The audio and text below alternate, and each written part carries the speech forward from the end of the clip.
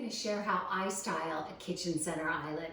Now, a lot of people think the front door is the focal point, welcoming for guests, but I really see it as the center island. This is where everyone gathers in my house, no matter if it's just the family here for dinner, if I'm having a party. It's right here.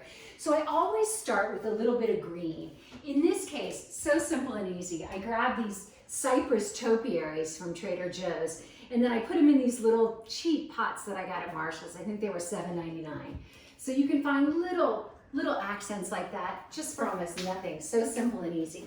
Then I did a little lemon arrangement. My husband was trimming the lemon tree. I thought this is the perfect time. Hate to waste any fruit. And so I did these lemons. I always like to put a little bit of green, leave a little bit of green on some of the lemons because it just adds a little bit of touch of the outdoors.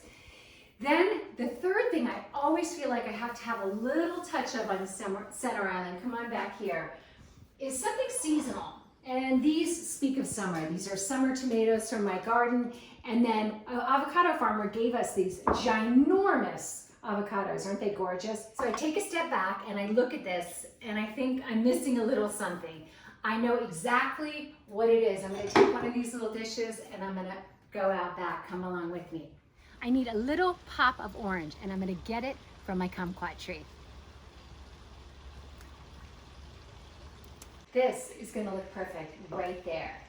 The final thing is candlelight. I love candlelight when I entertain and just for Monday through Friday dinners. You can go two ways on this. You can go tall, and I'm going to show you these my friend Coco from Coco Cozy and I got. You've probably seen her on the podcast. We picked these up at the Rose Bowl flea market.